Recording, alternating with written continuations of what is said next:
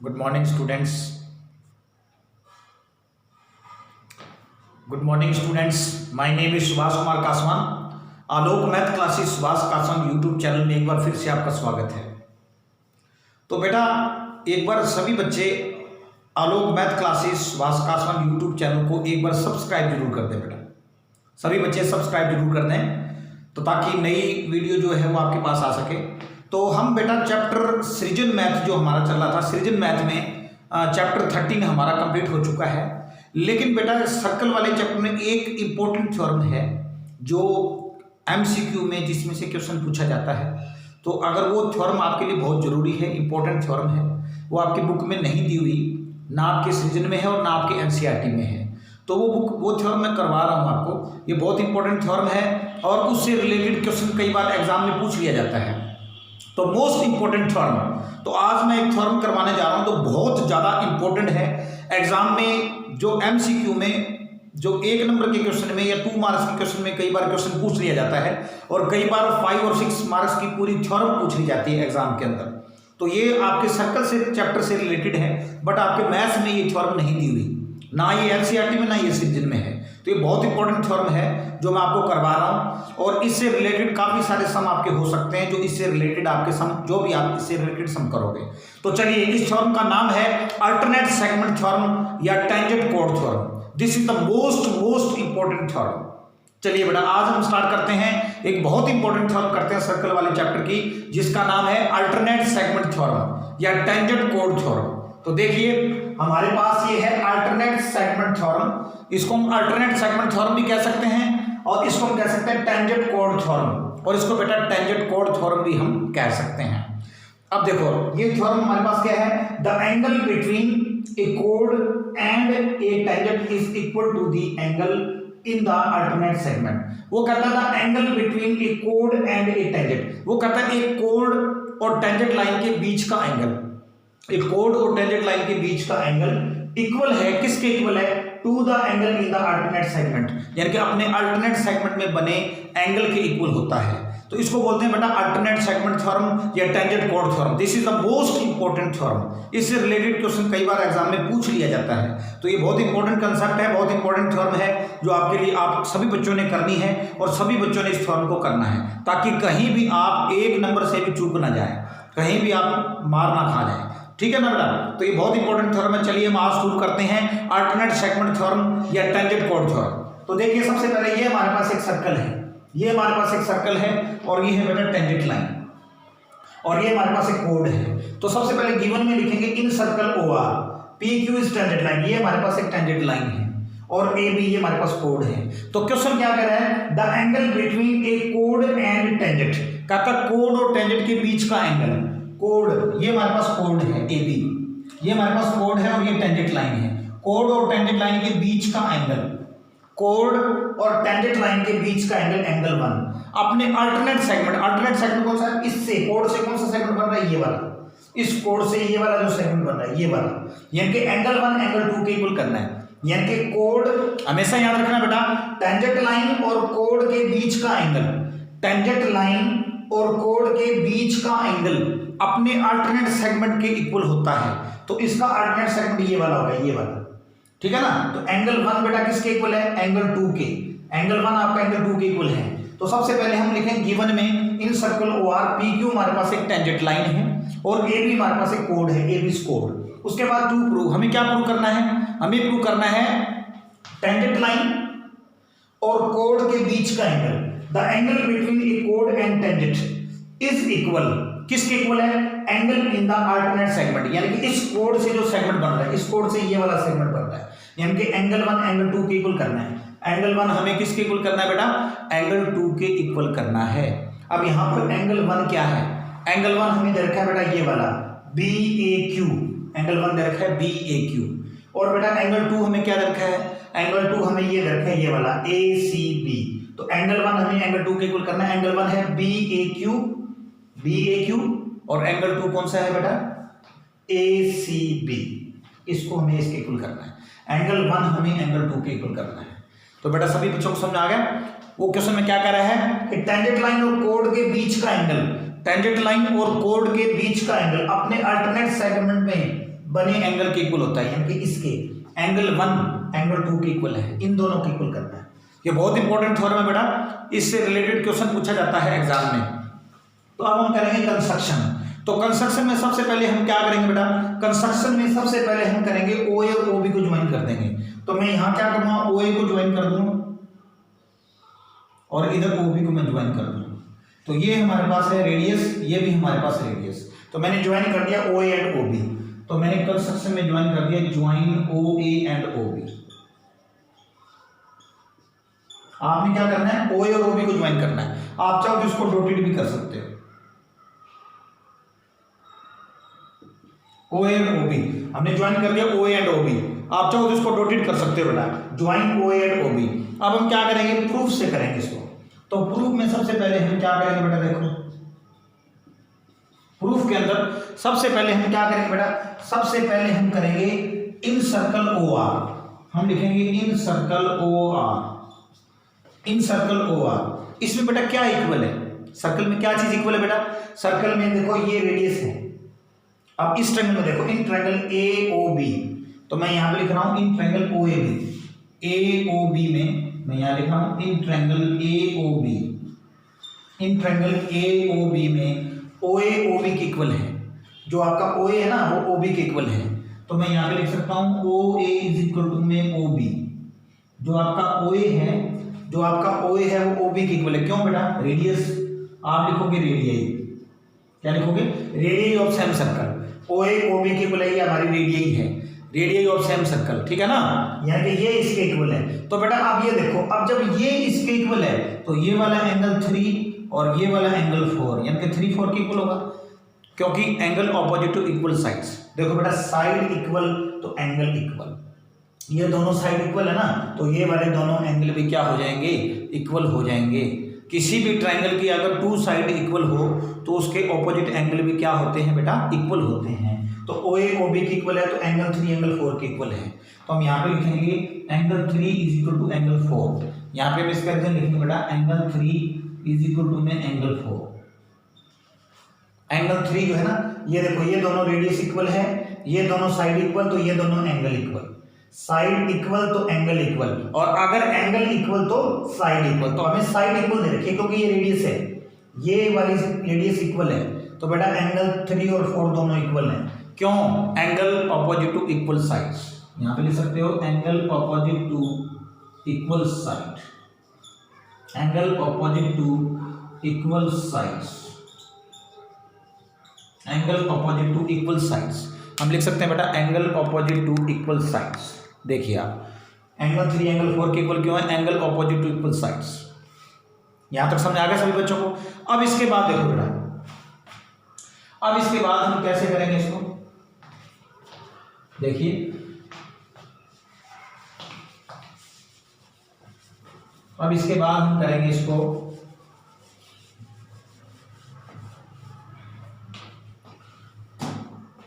अब इसके बाद हम इसको कैसे करेंगे, देखिए एंगल 3 एंगल 4 के इक्वल हो गया ना, एंगल 3 हमारा एंगल 4 के इक्वल होगा। अब आप ये देखो, ये हमारे पास रेडियस है, रेडियस टेंजेंट लाइन पे क्या होती है बेटा, परपेंडिकुलर। ये मैंने आपको पहले बताया, जैसे ये हमारे पास सर्कल है, ये है बेटा रेडियस और ये है टेंजेंट लाइन।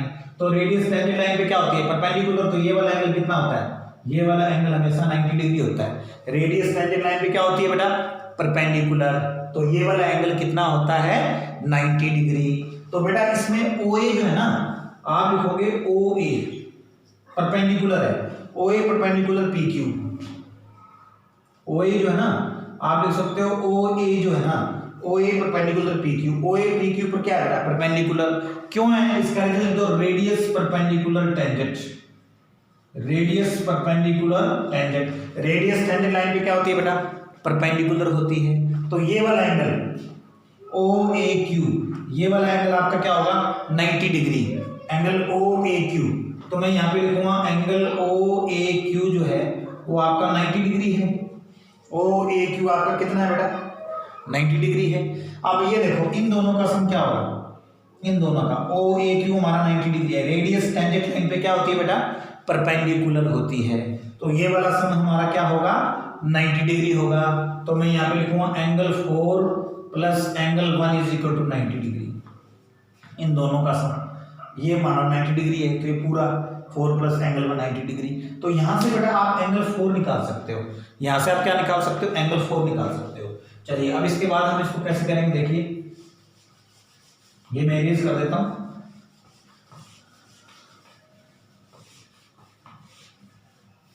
देखिए एंगल 4 की वैल्यू हम फाइंड आउट कर सकते हैं। एंगल 4 आप निकालने के लिए एंगल 4 यहीं छोड़ दो, एंगल 4 यहीं छोड़ दो, एंगल 1 इधर चला जाएगा। देखो बेटा एंगल 4 निकालना है तो एंगल 1 इधर चला जाएगा, तो ये आएगा हमारे पास 90 डिग्री माइनस एंगल 1। एंगल 4 आप फाइंड कर सकते हो, 1 इधर चला जाएगा, 90 डिग्री माइनस एंगल 1। आप क्या करते हो, इसको फर्स्ट इक्वेशन दे सकते हो। कौन सी इक्वेशन दे सकते हो बेटा, फर्स्ट इक्वेशन। चलिए अब आप इस ट्रायंगल में आ जाओ, इस ट्रायंगल में, इन ट्रायंगल AOB। अब इस ट्रायंगल में ट्रायंगल के तीनों एंगल का सम क्या होता है बेटा, 180 डिग्री। तो मैं लिखूंगा इन ट्रायंगल AOB, यहां पे लिखूंगा मैं in triangle AOB, in triangle AOB।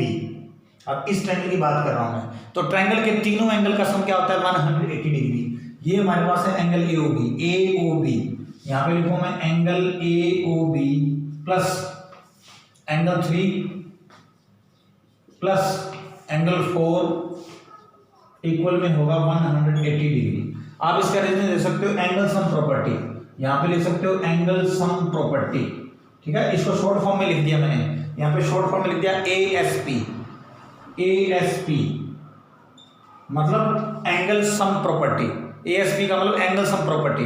एक ट्रायंगल के तीनों एंगल का सम क्या होता है बेटा, 180 डिग्री होता है, ठीक है। तो ये देखो आप इन ट्रायंगल AOB में एंगल AOB ये वाला, एंगल 3 और एंगल 4 तीनों का सम क्या होता है हमारे पास, 180 डिग्री। अब बेटा यहां पर आप देखो ये हमारे पास है एंगल AOB, ये हमारे पास एंगल 3 है, यहाँ पे एंगल 3 की वैल्यू पुट कर देंगे बेटा। तो एंगल 3 की वैल्यू क्या दे रखी है हमें, देखो बेटा एंगल 3 की वैल्यू हमारे पास गिवन है। ये एंगल 3 किसके इक्वल है, एंगल 4 के। एंगल 3 आपका किसके इक्वल है, एंगल 4 के इक्वल दे रखा है एंगल 3। एंगल 3 हमारा एंगल 4 के इक्वल है, तो हम एंगल 3 की वैल्यू पुट करेंगे, एंगल 4 प्लस एंगल 4 इक्वल में 180 डिग्री। अब एंगल AOB हम यही छोड़ देंगे, प्लस में 1 एंगल 4 कितने एंगल 4 हो जाएंगे, 2 एंगल 4 हो जाएंगे। 1 एंगल 4 हो जाएगा 2 एंगल 4 इक्वल में 180 डिग्री। अब देखिए बेटा, अब हम ये प्लस का 2 एंगल 4 है ना, ये प्लस का है, उधर जाएगा, किसका हो जाएगा, माइनस का। जो प्लस है उधर जाकर माइनस का हो जाएगा, तो इसको हम लिखेंगे एंगल AOB इक्वल में 180 डिग्री, प्लस का 2 एंगल 4 उधर ले जाओ, किसका हो जाएगा, माइनस का हो जाएगा। ये प्लस उधर जाके माइनस का हो जाएगा, माइनस में 2 एंगल 4 हो जाएगा। अब हम यहाँ पे एंगल 4 की वैल्यू पुट कर देंगे। एंगल 4 की वैल्यू हम कहाँ से निकालेंगे बेटा, फर्स्ट इक्वेशन। एंगल 4 की वैल्यू है हमारे पास फर्स्ट इक्वेशन में, देखो आप ये देखो यहाँ से एंगल 4 की वैल्यू ये एंगल 4 90 माइनस एंगल 1। यहाँ पे एंगल 4 किसके इक्वल है, 90 माइनस, यानी कि यहाँ पे एंगल 4 की वैल्यू ये पुट करनी है आपने, 90 माइनस एंगल 1। तो हम क्या लिखेंगे यहाँ पे, इसको हम लिखेंगे, यहाँ पर आप एंगल 4 की वैल्यू पुट कर सकते हो बेटा। एंगल 4 की वैल्यू लिख दो, एंगल AOB इक्वल में 180 माइनस 2 एंगल 4। अब बेटा यहाँ पे एंगल 4 की वैल्यू क्या है, 90 माइनस एंगल 1 है, ये हमारे पास है 90 डिग्री माइनस एंगल 1। एंगल 4 की वैल्यू है 90 माइनस एंगल 1, तो ये हमारे पास आएगा एंगल AOB, ये हमारे पास 180 है। अब 2 को 90 से मल्टीप्लाई कर दो, अब 2 को जब 90 से करेंगे तो ये आएगा माइनस का 180। आप इसका रीजन ले सकते हो, ये एंगल 4 कहां से आया, फर्स्ट इक्वेशन से। इसका रीजन लिख सकते हो, आप लिखना चाहते हो लिख सकते हो, कहां से आया ये, from equation first, from equation first. भी एंगल 4 की वैल्यू फर्स्ट इक्वेशन से आ गई। एंगल 4 है 90 माइनस एंगल 1, 2 को 90 से करेंगे 180, और 2 को जब माइनस एंगल 1 से करेंगे तो माइनस और माइनस हो जाएगा, प्लस का 2 एंगल 1 हो जाएगा। अब 180 से 180 क्या हो जाएगा, कैंसिल, यानी कि 2 को जब इससे करेंगे 180 होएगा, माइनस 2 को जब इससे करेंगे प्लस का 2 एंगल 1। तो ये आएगा हमारे पास एंगल AOB इक्वल में आएगा हमारे पास 2 एंगल 1। एंगल AOB आ जाएगा 2 एंगल 1, ठीक है ना। अब हम देखो बेटा, अब एक थ्योरम हमने 9th क्लास में की है कि सेंटर पर किसी भी आर्क से या किसी भी कोण से सेंटर पर एंगल, रिमेनिंग पार्ट पे एंगल का डबल होता है हमेशा।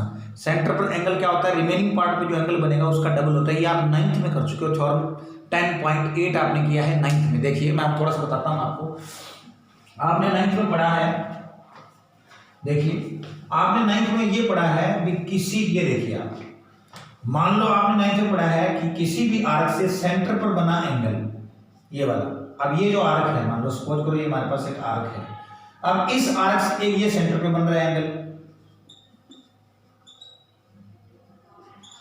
इस आर्क से ये सेंटर बना, ये रिमेनिंग पार्ट पे बना है। तो सेंटर पर एंगल हमेशा रिमेनिंग पार्ट का क्या होता है, डबल होता है। मान लो ये आपका 60 डिग्री का है, तो ये कितना होगा 120 का, यानी कि ये रिमेनिंग पार्ट सी है, 60 का डबल कर दो 120 डिग्री, ये 70 है तो 140। तो इसी आर्क से ये वाला एंगल बन रहा है और बेटा इसी आर्क से ये वाला एंगल बन रहा है। तो सेंटर पर एंगल हमेशा क्या होता है, जो रिमेनिंग पार्ट पे बने उसका डबल होता है। ये 60 का तो 120 का, ये 50 डिग्री का तो ये 100 डिग्री का हो जाएगा। तो यही बात यहाँ पे हो जाएगी, यहाँ भी हम यही करेंगे। यहाँ भी देखो आप एंगल AOB किसके इक्वल है, यहाँ देखो अभी इस आर्क से देखो, इस आर्क से ये वाला एंगल बन रहा है और इसी आर्क से ये बन रहा है, या कोण से देख सकते हो आप, इस कोण से ये वाला एंगल बन रहा है और इसी कोण से ये वाला एंगल बन रहा है। तो सेंटर पर एंगल क्या होता है, रिमेनिंग पार्ट का डबल होता है। सेंटर पर एंगल हमेशा क्या होता है बेटा, रिमेनिंग पार्ट का क्या होता है, डबल होता है। तो आपका ये जो एंगल AOB है, ये जो आपका एंगल AOB है, ये किसकी इक्वल होगा बेटा, ये आपका एंगल AOB किसकी इक्वल है, एंगल C का क्या होगा, डबल हो जाएगा। तो एंगल AOB को मैं लिख सकता हूँ 2 एंगल C, क्या लिख सकता हूँ मैं 2 एंगल C, यानी कि ये जो आपका एंगल AOB है ना, इस ये देखो इसी आर्क से ये वाला एंगल बन रहा है और इसी आर्क से ये बन रहा है, ठीक है ना, या इस कोण से ये वाला एंगल बन रहा है और इसी कोण से ये वाला बन रहा है। तो सेंटर पर जो एंगल है ना वो रिमेनिंग पार्ट का क्या होता है बेटा, डबल होता है, रिमेनिंग पार्ट का डबल होता है। तो एंगल AOB होगा 2 एंगल C। अब एंगल AOB की वैल्यू बेटा हम यहाँ पुट कर देंगे, जो एंगल AOB की वैल्यू हम यहाँ पे पुट कर देंगे, इसकी जगह पुट कर देंगे, ठीक है ना। अब एंगल AOB की वैल्यू हम यहाँ पुट कर देंगे, तो देखो पुट कर दो एंगल AOB की वैल्यू, देखो एंगल AOB की वैल्यू ये 2 एंगल C यहाँ पे पुट कर दो, तो ये आएगा हमारे पास 2 angle C, 2 angle C equal में 2 एंगल 1। अब 2 से 2 क्या हो जाएगा, कैंसिल। एंगल AOB की वैल्यू ये 2 एंगल C पुट कर दी मैंने, इक्वल में 2 एंगल 1। अब हम क्या करेंगे, 2 से 2 कैंसिल हो जाएगा, angle C is equal to angle 1 हो गया। यही हमें प्रूव करना था एंगल C। अब एंगल C देखो क्या है, एंगल C हमारा 2 है, एंगल C क्या है, एंगल C 2 है, angle 2 is equal to angle 1। यही हमें प्रूव करना था, एंगल 2 एंगल 1 के इक्वल करना था। अब हमारा एंगल 2 कौन सा है, हमारे पास एंगल 2 कौन सा है, हमारे पास एंगल 2 कौन सा है, देखिएगा हमारे पास एंगल 2 कौन सा है, एंगल 2 ये रहा ACB, और एंगल 1 कौन सा है, ये रहा QAB। तो एंगल 1 इक्वल एंगल 2 करना था, तो 1 कौन सा है, QAB। तो आप लिख सकते हो एंगल QAB, ये हमारा एंगल 1 है, और एंगल 2 कौन सा है, ACB। ये भी प्रूव करना था, एंगल ACB आपका QAB इक्वल में एंगल ACB, हेंस प्रूव्ड। ये भी प्रूव करना था। तो बेटा ये मेरे ख्याल से थ्योरम समझ में आ गई होगी सभी को। ये बहुत इंपॉर्टेंट थ्योरम है, सभी बच्चों ने ये थ्योरम करनी है, अल्टरनेट सेगमेंट थ्योरम। इसको बोलते हैं अल्टरनेट सेगमेंट थ्योरम या टेंजेंट कोड थ्योरम। सभी बच्चों ने ये थ्योरम करनी है, this is the most important theorem, ठीक है ना बेटा। तो सभी बच्चों ने अपनी फेयर नोटबुक में ये थ्योरम करनी है, ठीक है। और कल से हम बेटा चैप्टर शुरू करने हैं एरिया रिलेटेड टू सर्कल। जो चैप्टर आपका है सृजन मैथ में जो चैप्टर है एरिया रिलेटेड टू सर्कल, वो चैप्टर हम कल से स्टार्ट कर रहे हैं। उसका मैं इंट्रोडक्शन और बेसिक कल बताऊंगा, उसके बाद जितनी भी एक्सरसाइज है वो रूटीन में मैं आपको करवाऊंगा, उसके जितने भी सम हैं, ठीक है ना बेटा। तो ये चैप्टर हमारा कंप्लीट हो चुका है और ये थ्योरम आपने सभी बच्चों ने करनी है। ओके बेटा, thanks and have a nice day. Okay बेटा, बाय।